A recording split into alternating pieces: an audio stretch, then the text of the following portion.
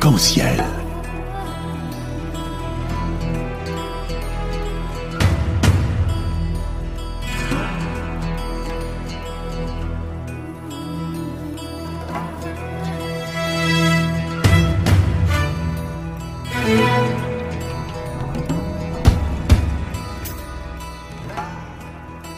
Arc-en-ciel, chaque dimanche, actualité, culture, économie, société et animation festive. Avec Abdelatif Arc-en-ciel, la chronique. Mesdames et messieurs, retour au direct. Et comme ça a été annoncé, nous sommes heureux d'être en ligne avec Monsieur Sadaq Slam. Bonjour et bienvenue dans l'émission Arc-en-ciel. Bonjour et merci. Écoutez, le plaisir est pour nous, Monsieur Sadaq Slam. Donc, vous avez suivi donc cette actualité que tout le monde suit de près sur le niveau national comme sur le niveau international. Nous avons presque entre 15 et 18 minutes de discussion. La thématique de ce jour, après l'offensive des Émirats pour le contrôle des mosquées, où on est la séparation de l'islam, bien entendu, et avec les États. Comme tout le monde, vous avez suivi l'intervention de Khalil Merroun la semaine dernière. C'est une intervention qui va rester sur la une pendant plusieurs années, avec une vérité éclatante et avec un franc-parler. Que cela inspire pour vous, autant qu'historien, mais aussi autant qu'observateur de ce dossier de l'islam ici en France et voire en Europe? C'était très courageux de la part de Khalil Merroun de remettre à sa place là, Béchari. Et il a cité nommément un de ses agents, l'un des rares qui reste à Mâcon, je crois, ou à Dijon. À Dijon, oui. Oui, qui est un véritable... Abdelhaj Semlali. C'est un agitateur, agité, menteur, et il sait pas mentir comme Béchari. Béchari sait mentir, on peut découvrir ses mensonges un peu tard, mais lui, il se fait prendre la main dans le sac. C'est tous les membres du groupe d'Oujda, lui, je sais pas d'où il est, du Maroc. Écoutez, c'est une question. J'ai attendu toujours son appel pour qu'il participe avec nous pour démentir, mais c'est un homme d'intrigue, de mensonge. Il appelle d'un numéro masqué. Il me dit qu'il est à Copenhague ou je sais pas où, alors qu'il est juste à côté. Bon. Alors, le problème, c'est que tous les gens que Béchari avait fait travailler gratuitement, en leur promettant mort et merveille, du temps où Driss el-Basri lui promettait de le nommer secrétaire d'État. Et il croyait qu'il allait préparer les costumes, les cravates, les chemises, etc. pour aller siéger dans le gouvernement de Sa Majesté. Ben, il a eu droit à l'appellation Oulid Sheikha, ce qui n'est pas très flatteur. Alors, tous les autres se retrouvent au RMI puis au RSA, parce qu'ils ont rompu avec Béchari, sauf cet agitateur agité de Mâcon ou Dijon, qui continue à leur enseigner et à inspirer des articles faux sur, par exemple, l'article fait par ce plumitif égyptien là sur un des sites.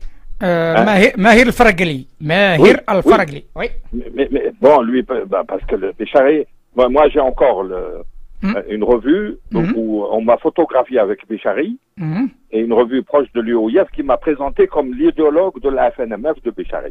Or lui, il me présente comme l'idéologue des frères musulmans, mais alors que j'ai jamais été, moi, pratiquement au Bourget.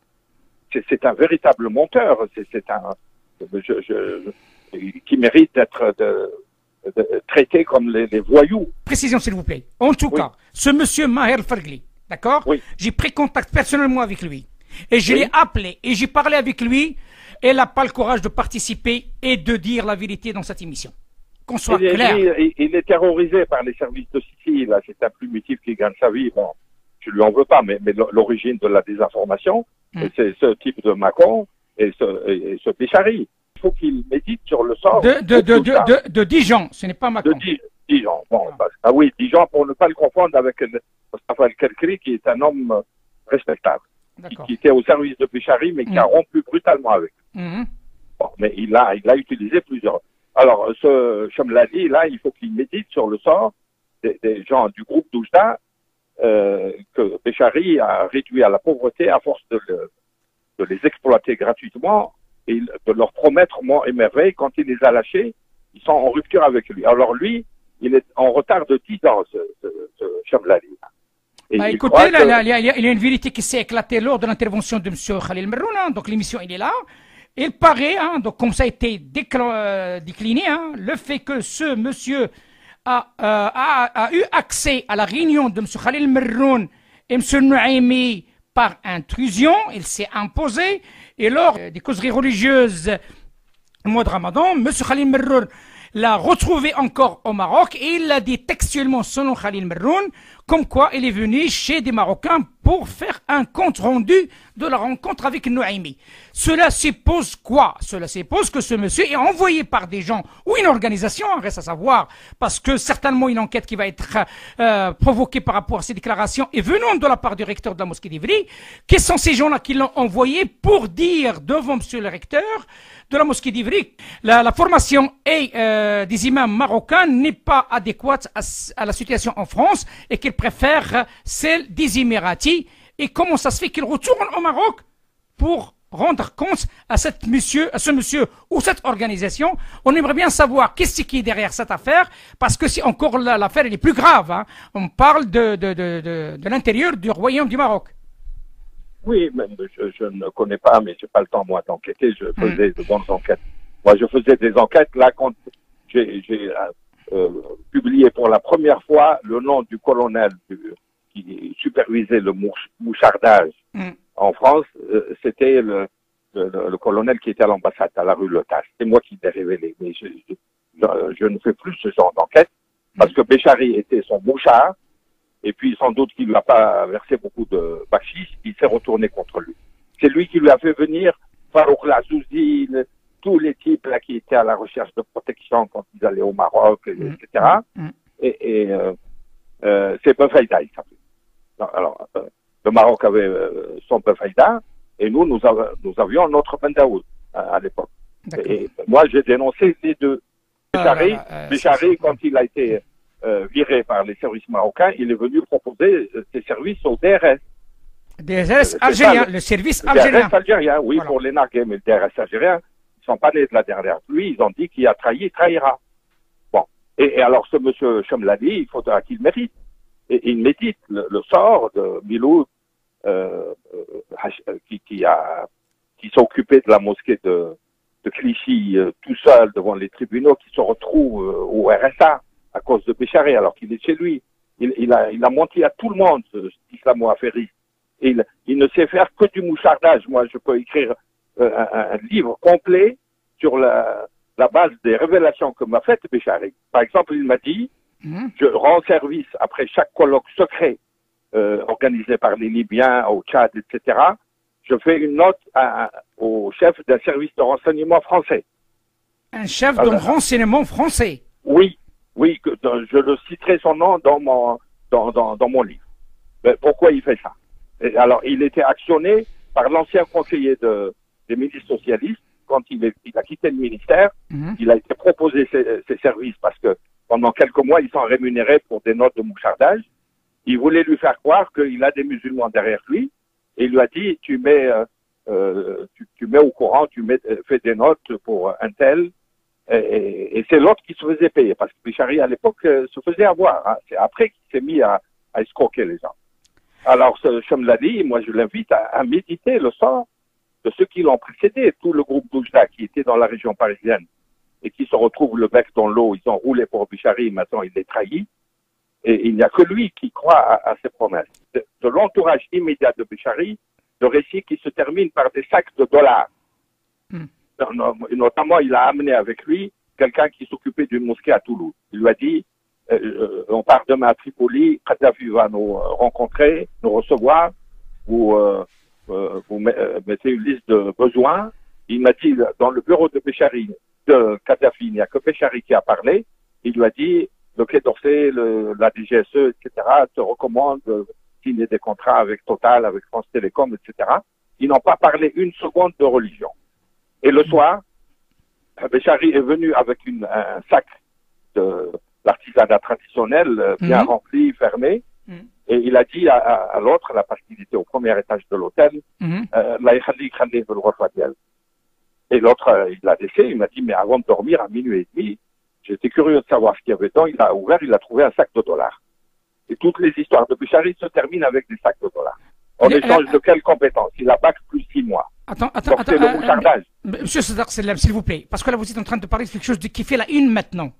D'accord, oui. J'aimerais bien avoir quelques précisions si c'est possible, vu que vous êtes historien. On parle de quelle période sur le plan libyen, avec ce qui est en train de se passer ici en France, avec les différents procès qui sont en cours. Est-ce que ce monsieur, est-il possible qu'il soit impliqué de près ou de loin par rapport à ces différents procès qui sont en cours sur le plan relation France-Libye? J'ai pas d'informations précises là-dessus, mais je ne l'exclus pas. Ce que je sais, c'est que les nouveaux responsables de la Dawa libyenne que j'ai rencontré à un colloque à Lyon, juste après le départ de Kadhafi, m'ont donné un document, un ordre de virement à Béchari de 150 000 euros quand il ne pouvait plus aller à Tripoli. Et il était chargé de leur recruter des mercenaires, des Tchadiens, des Sénégalais à Barbès, avec un mouchard des services libyens qui était installé aux Champs-Élysées. Donc, c'est un véritable...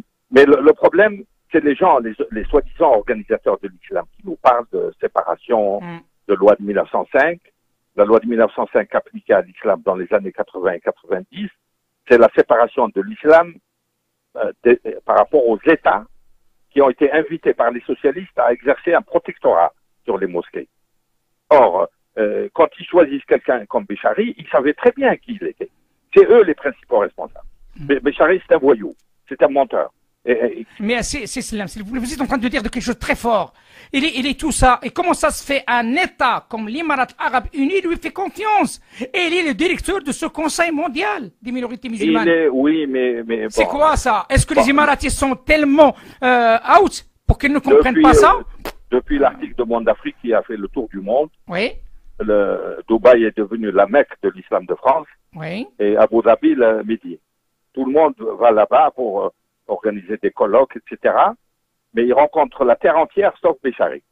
D'accord. Il est mis à l'écart. D'accord. Parce qu'après ces fanfaronnades à partir de Copenhague, etc., il a suffi que quelqu'un ait eu le courage de soulever le problème de son faux diplôme pour que les Émirats s'aperçoivent que ce monsieur leur fait du mal plutôt qu'autre chose. Donc, tous ces colloques-là qui commencent à apparaître jour après jour, c'est le résultat à ce travail de cette émission et l'article de Monde Afrique. De Monde Afrique qui a été... bonne fluctuation. Oui, mais là, il faut qu'ils acceptent qu'il y a une opinion musulmane, même avec votre radio qui est sur un rayon de 50 km. Et à partir du moment où elle est rediffusée à Copenhague et traduite, etc., ça a un effet mondial. Il faut ces messieurs fassent attention. On ne s'enrichit pas au nom de la religion. La religion, c'est un service avant d'être un système de privilèges. Mais le principal responsable, ce sont ces organisateurs laïcs de l'islam, les ministères de l'Intérieur, leurs conseillers au culte, en deux mots, le bureau central des cultes.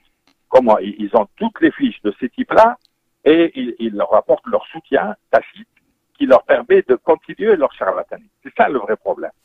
Et on a maintenant les retombées de l'évolution en Algérie. Vous avez ce Taboukayan là qui régente de manière illégale l'émission dite islamique.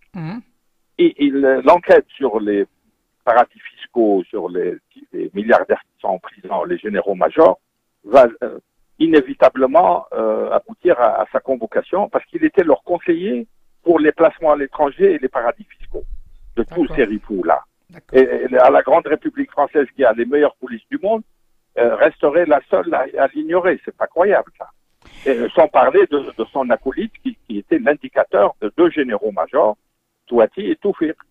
L'un d'eux risque la peine de mort. Exactement. Et ce monsieur continue à sévir à la tête de cette émission et il écarte Ralev en lui reprochant uniquement d'être un intellectuel parce que eux sont des illettrés. Et il se méfie de tout ce qui est intellectuel. Donc il y a ce Béchari qui est un cas pathologique, donc il faut sur lequel il faut informer le maximum. Ben écoutez, donc tout le monde suit ce qui est en train de se passer, tout le monde a vu la vérité. Il y a aussi le côté marocain, donc qu'on soit clair, parce que cette affaire, comme vous l'avez dit, vous l'avez redit, le groupe d'Oujda, ce groupe d'Oujda il commence à faire parler de lui, donc ça Le groupe d'Oujda, c'est celui de Bouteflika. On a vu que ça s'est mal terminé. Bon, le premier groupe d'Oujda, c'est celui constitué autour de Boumedienne, à Oujda, Barkhane, et un peu plus bas, là où la ville de Abdurrahman Ammari, au sud. Ouarfa. Donc Ouarfa, c'est la frontière aussi. Exactement. Oui. Les campements de l'ALN étaient là-bas. Mais le petit groupe d'Oujda, constitué par Bichari, est d'une médiocrité, d'une mesquinerie, des mensonges. Les M de mosquée avec Bichari, c'est mensonge, mesquinerie, manœuvre. Mensonge, mesquinerie, ils ne savent faire que ça. En tout cas, Khalil Meroun, il a mis l'accent là où il faut et au bon moment. Bravo, et je l'encourage à continuer parce qu'il est à la tête d'une mosquée. Il y a un minimum de dignité à garder à cette religion. Bichari, qu'est-ce qu'il a fait quand il a été c'est lui qui a proposé à Dominique de Villepin, à la demande de Bernard Godard, l'idée de fondation des œuvres de l'islam. Comme ça a été retenu par Bruno Le Maire, il a vu que le Conseil d'État, etc., on était en train de la mettre en place. Dominique de Villepin a écrit à tous les ambassades arabes, des mécènes et tout, pour leur dire vous financez dans le désordre et dans l'opacité, vous allez verser à une fondation qui vous donne des garanties de transparence et elle va répartir selon la superficie des mosquées, les écoles, les besoins éducatifs, etc. Et ça aurait réglé le problème. Maintenant, les gens se précipitent à Dubaï parce que la religion, ça sert à accumuler le maximum de dollars. Donc, on va attendre un certain nombre de colloques dans ce cas-là. Il va y en avoir, oui. Les colloques, à mon avis, c'est préférable aux valises de dollars versées à Bichari. D'accord, donc c'est une autre... Mais Bichari, qu'est-ce qu'il fait? Il écrit à tous les destinataires de la lettre de Dominique de Villepin pour leur demander de le financer lui, et non pas la fondation. Et le Qatar l'a écouté, il lui versait 150 000 euros par an, soi-disant pour refaire un amphi qui est en état de délabrement, et il utilisait l'argent pour ses menus plaisirs, pour le bachiche, pour le réseau de mouchardage, etc. Donc et alors comment il s'appelle, celui de Macron ou Chamlali, il s'attend à être le recteur de l'Institut Avicenne, alors que l'arrêté de fermeture par Darmanin est sur tous les sites internet. Il croit encore au baliverne de Bichari. C'est un type qui n'a rien dans la tête, Chamlali, là. Écoutez, qui vivra verra, comme on dit. Donc mais croire aux promesses de Bichari, alors que son institut a été fermé. On a l'arrêté signé par Darmanin quand il s'est renseigné. Et lui, il lui fait miroiter, il lui dit l'an prochain, c'est toi qui vas former les imams. Et lui, avec quoi? Il a une culture religieuse, ce Chemlani, ce monteur. Avec quoi il va? Les imams qu'il va essayer de former, ils vont le foutre à la porte dès la première semaine. Un type de bas niveau comme ça. C'est Sadaq Selam, je vous donne rendez-vous pour la semaine prochaine si vous êtes disponible pour continuer. Cette fois-ci, on prendra le temps. Le nombre de charlatans n'arrête pas d'augmenter. Il faut multiplier les émissions pour les dénoncer. Écoutez, le travail est en train de se faire dans le cadre, premièrement, de protéger notre premier pays, la France, mais aussi nos pays d'origine, de toute arnaque et toute manipulation qui ne servira qu'à détruire l'islam autant que religion, mais aussi les musulmans et les pays d'origine et les pays d'accueil. C'est Sadaq Selam, je vous dis à très bientôt, Inch'Allah. À bientôt. Ma salama, akhi. Ma salama. Arc-en-ciel.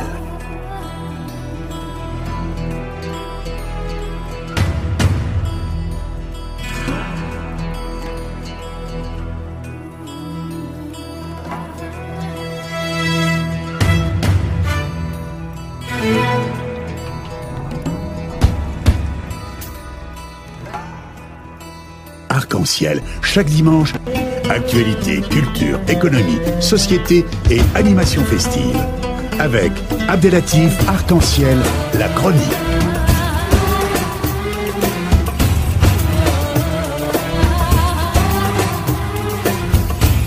Arc-en-ciel info.